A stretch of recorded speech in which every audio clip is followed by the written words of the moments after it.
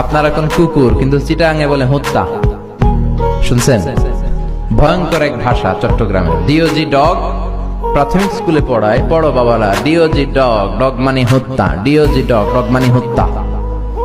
তারপরে বানান শিখায়, ব্ল্যাকবোর্ডে লিখে পড়ো কলস ঠিল্লা, মানে কলসকে ওরা আঞ্চলিক ভাষায় বলে ঠিল্লা, এজন্য বাচ্চাদের শিখায় পড়ো কলস ঠিল্লা।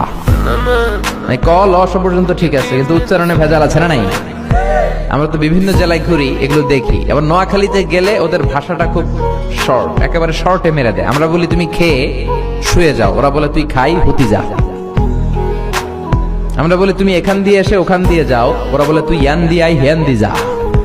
ইয়ান দি হিয়ান দি, শর্ট হয়ে গেল না? তো আমার মাহফিল নোয়াখালী সেনবাগে, হ্যাঁ।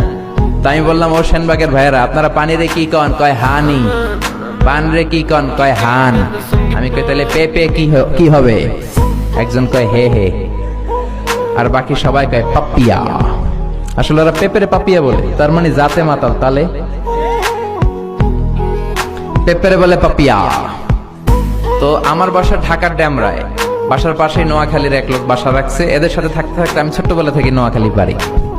আবার আমার আম্মার সাথে দেখতাম ওই বাড়ির খালাম্মা জানলা দিয়ে কথা বলতো। একদিন বলে, আহারি আফা কইন না বুঝিনি কেন আঙ্গো হেতানে 3 বছর ধরে কুয়েত গেছে, আর কাছে একটা সিডিও হাড়ায় না, হারি হেতিল্লা আর কল যা হাড়ি যায়।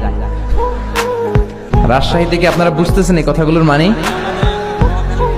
নোয়াখালীর কোন লোক আছে? আচ্ছা, তো এই যে ভাষার ডাইভার্সিটি, এটা আমাদের সৌন্দর্য। এক এক এলাকায় এক এক রকম। তারপর এগুলোকে আপনি বাদ দিতে পারবেন না। এগুলো নিয়েই ডিজিটাল বাংলাদেশ চিল্লায় বলেন ঠিক কিনা?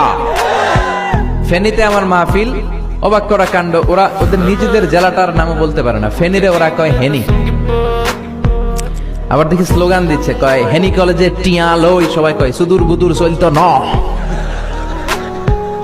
ফেনী কলেজে টিয়া লই, সুদূর বুদুর চলতো না, মানে ফেনী কলেজের টাকা নিয়ে উল্টা পাল্টা চলবে না। এরপর নরসিংদীতে রায়পুরাতে আমার মাহফিল ছিল। রায়পুরার ভাইদের সমস্যা হলো এই র বলতে পারে না, র এর জায়গায় বলে ল। রায়পুরারে ডাকে লাইপুরা। লাইপুরার লাতা মুরগি দিয়া লাইতের বেলা কাইয়া লেলাইন দেয়া ফুটছি। তার মানে তার বাক্যে যতগুলা র ছিল সে বলছে কি ল। আপনাদের রাজশাহীর অনেক সমস্যা আছে দেখলাম। সমস্যা বলতে মানে ভাষার ডাইভার্সিটি, সৌন্দর্য। আপনাদের মুখ দিয়ে অনেক কথা বের হয় না, হ্যাঁ। এরপরে দেখলাম ময়মনসিংহ, কিশোরগঞ্জ, এই ভাইয়েরা খ বলতে পারে না, খ এর জায়গায় বলে ক। তো একজন বলতেছে, হুজুর টিভি সারুন, কবর দেখবাম, কবর। আমি বললাম, কার কবর? জিয়ার কবর না বঙ্গবন্ধুর কবর? কয় রাত 8টার কবর। আচ্ছা, আসলে কি শব্দটা কবর না খবর? বলে কি? বলে কি কবর। সিলেটে তার উল্টা, সিলেটে ক কইতে পারে না, খালি কয় খ। আমি যাচ্ছি কাতার, একজনের পাশে বসা, কয় আপনার বাড়ি খনখানো। খনখানো পড়ছেন মানে কোথায় পড়েছেন? বলে আমি এই খানো দাঁড়ামো, তুই খিতা করবি খর। সুবহানাল্লাহ পড়বেন না? এক দেশ, 68,000 বর্গ মাইল, সুজলা সুজলা শস্য শ্যামলা। এক জেলায় গেলে একরকম, এই জেলায় আরেক রকম, ওই জেলায় আরেক রকম। আর পুরান ঢাকায় যদি যান, ওরা কথায় কথায় বলে হালা হালা হালা হালা, আছে না নাই?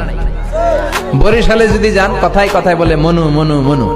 বরিশালের এরা ক বলতে পারে না, ক এর জায়গায় বলে হ। টাকারে কি বলে? টিয়া না, টাহা। মুই 20 টাকার কাম হরছি, মোরে 15 টাকা দিলে কেন?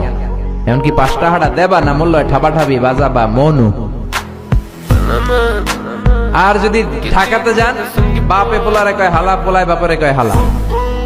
আমার এক চাঁদপুরের বন্ধু, এখানকার খতিব, আমার ফোন দিয়া কয়, আবে হালামি জান, কেমন আছো তুমি? আমি বললাম, তোর বাড়ি চাঁদপুর, হালা বললি কেন? বলতেছে 3 বছর খতিবের চাকরি করতে করতে ওদের সাথে মিশতে মিশতে আমরাও বলে ফেলাইছি। ওরা মাহফিলেও কয়, আবে হালাই সুবহানাল্লাহ কন্যা গেলা, একেবারে অভ্যস্ত। আপনারা বাকের খানির রুটির নাম শুনছেন? শুনছি।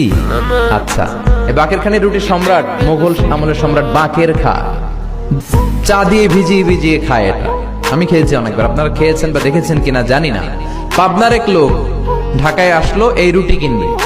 তো দোকানে ঢুকছে, বাকের খানি রুটির দোকানে ঢুকে দেখে দোকানের মালিক বয়স প্রায় 60। কত?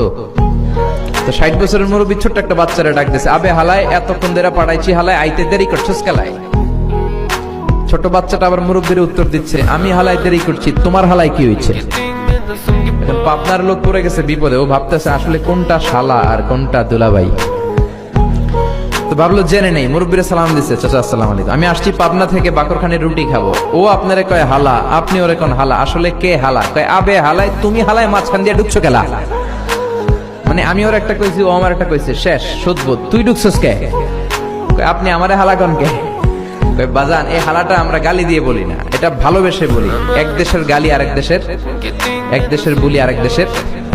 এই যে ভাষার ডাইভার্সিটি, এটা কোরআনেও আছে। আমি তো আরব বিশ্ব ঘুরেছি, কোরআনেও এটা আছে। এক শব্দ এক এক দেশে এক এক রকম বলে। এই কোরআনের মধ্যে 7টা কেরাত আছে, অনেকে জানে না, আবার অনেকে জানে। হিশাম বিন হাকিম বিন হিজাম বুখারীর বর্ণনা, সূরা ফুরকানকে অন্য কেরাতে পড়ছিলেন, যে কেরাতটা ওমরের জানা ছিল। বুঝানোর জন্য বলি, ধরেন হিশাম পড়ছিল ওয়াদ-দুহি ওয়াল-লাইলি ইযা সাজা মা ওয়াদ্দা'কা রাব্বুকা ওয়া মা ক্বালা ওয়ালাল আখিরাতু খায়রুল লাকা মিনাল উলা। এরকম কেরাত শুনছেন কখনো? শুনেন নাই। ওমরে ফারুকও শুনে নাই, আপনি শুনেছেন যেহেতু বিদেশে ছিলেন। ওমরে ফারুকও শুনে নাই।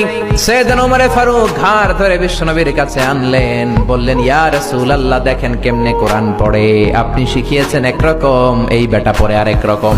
এইভাবে ধরে রাখছে কলার। ওমরের মেজাজ নরম না গরম? এরকম একটা ওমর যদি থাকতো, বাংলার জমিনে কোনো বেয়াদব খুঁজে পাওয়া যেত? মুসলমানদের কান্নার শুনতে পাওয়া যেত? রোহিঙ্গা মা বোনেরা বৃষ্টিতে ভেজা লাগতো? সেই ওমর নাই।